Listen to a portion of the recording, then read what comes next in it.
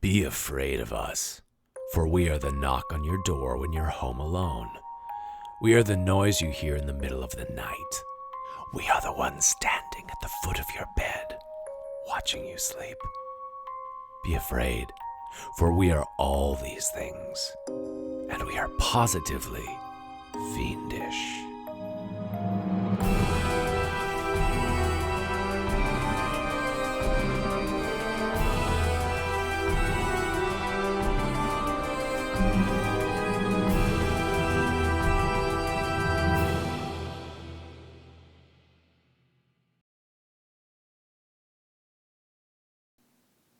You're free. You are free. They can't hurt you anymore. No more fish on Fridays. No more rulers across the knuckles. No more hours spent confessing masturbatory thoughts about Candace Putter's tight sweater to a man in black breathing heavily on the other side of a screen. No more hours spent on your knees, eyes squeezed shut, hands clasped so tightly the skin turns white while you mutter words and phrases that have long since lost their meaning to you. No more. 22. Out of college and finally on my own. Finally. I left at dawn, a kiss on my cheek from my mother and a brief but firm handshake from my father, who was grumbling because he had to get up at such an early hour to see me off. When he extended his hand, I winced, automatically expecting a blow to the head or a slap to the face. But nothing. After we shook, I dropped his hand like a red-hot horseshoe that had just been dipped in bull squat. Did I just say bull squat? Wow. Make them remember you, my mother said, but I don't think she was sincere. My father just licked the front of his teeth, clicking his tongue at me before wrapping an arm around my mother's shoulders and guiding her into the house. Neither one turned to look back at me. Lot's wife syndrome.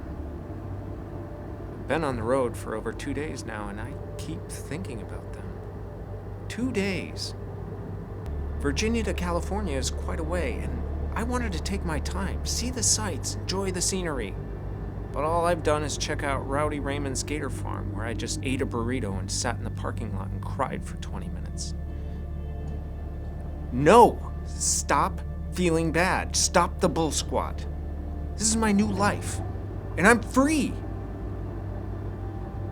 Why don't I feel like it? A broken yellow line in the center of the road seduces me with cruel intentions. You think you're free? It whispers. Follow me.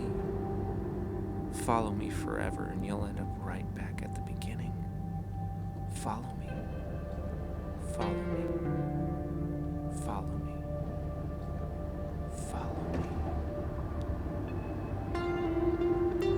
My rosary and St. Christopher medal swing back and forth from my rearview mirror like a wagging finger of Sister Berta.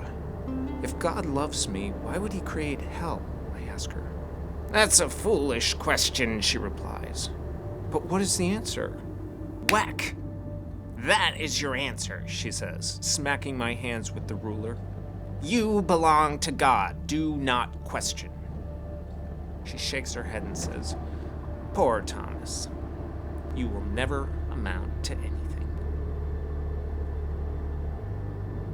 Oh, wait, what?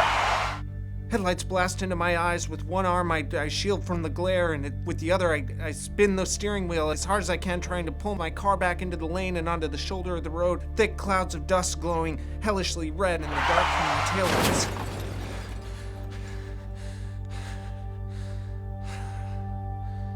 I could have died. I seriously could have died out here in the middle of the desert. And no one would know.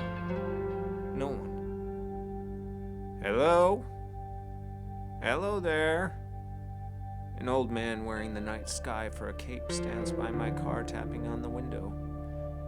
I saw the whole thing, he says. Got his plate number 2. You need a tow into town? I turn the key, but the car simply sputters and refuses to fire up. A nod of my head, and the old man hobbles off into the darkness ahead of me. A few seconds later, the lights of a medium-sized tow truck appear, backing up to my front bumper. The old man slides out of the cab, bright orange neon ropes in one hand and stuffing a white handkerchief into his shirt pocket. "Open your trunk," he says. I pull the lever, and with a pop, the trunk lid raises. My car door swings open, and the old man ushers me out. "Why do you need to get into the trunk?" I ask him. And he grins and says to take out anything valuable, just to keep me honest. This is bull squat. The only thing in my trunk is my suitcase. I reach in, take it out, and suddenly I feel the soft cotton cloth of the old man's hanky wrap around my nose and mouth. My hands try to pull his arm down, but his grip is surprisingly strong. I feel a hardness below his belt pressing into my hip. He's enjoying this. "Don't fight it, boy," he purrs into my ear. "You can't do anything about it, so just let go." My shouts are muffled. There's the strong odor of mint and cough drops, and hospital corridors and vapor rub. I'm back in high school, sitting on a wrestling mat in the middle of the gym, bleachers full of spectators. Candace Putter is before me, head back and sighing softly as my hands roam freely over her sweater. It is soft but firm like a kitten's belly, and I am happier than I was on my best birthday. She places her small, smooth hands on mine, then guides them down, sliding them underneath the hem of the sweater. Her skin is silky and warm. Oh, so warm. My fingers tremble as they inch upwards, touching the lacy material of her bra. Her eyes lock with mine, and she smiles. "You're free," she whispers. "Free." Suddenly, everyone runs down from the bleachers. Their hands are all over my body, grabbing me, lifting me, hoisting my body into the air, and turning me upside down. They hold me against a wooden beam, and Sister Berta oozes through the crowd like mercury, a hammer and nails in her hands. "Whosoever saves their life for me shall lose it," she rasps. The tip of the nail presses sharply into my wrist, and with a loud crack, the hammer drives it through my arm and into the wooden beam. "You are not free," she says. "You will never be free." I open my eyes, and the world is upside down. Pews, full of people standing on their heads, faces smiling from deep within black hoods. I cough, and blood runs down my throat and the sides of my face. Looking up, down, a huge silver bucket rests beneath my head. My feet point skyward and my arms are outstretched, and it all becomes clear. I have been nailed to an inverted cross, pinned like a butterfly, like a bug.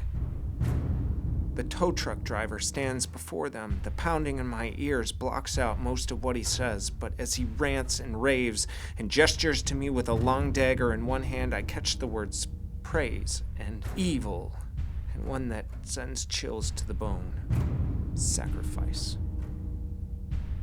The congregation rocks back and forth like Jews at the Wailing Wall, like my father and his lazy boy, nodding, smiling, panting. A strong hacking cough spits up more blood, and the giant cross teeters a bit. My tongue dances across my mouth, suddenly excited, barely noticing that all of my teeth have been pulled. Whoever built this cross may take pride in their blasphemy, but not in their work. The structure is not sound. It is, in fact, bullshit. Bullshit. That was easy. I look at the truck driver whipping the crowd into a frenzy and slowly begin rocking the inverted cross back and forth. He is robbing me of my life, my new life. So I'm going to return the favor. Tit for tat, an eye for an eye. The heavy cross pivots wildly and dangerously. Before I feel the fulcrum break and my feet, nailed high above me, swing forward, the congregation scatters, screaming, and the father tow trucker looked back at me too late. Too late. Make them remember you. My mother's voice echoes in my ear. The heavy wooden beam crushes my captor's head, splitting it like a melon. The cross lands hard and my neck snaps from the impact. Sound and light, pain, fear fade to black, to nothing,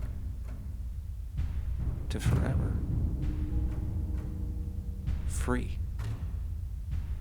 I am free.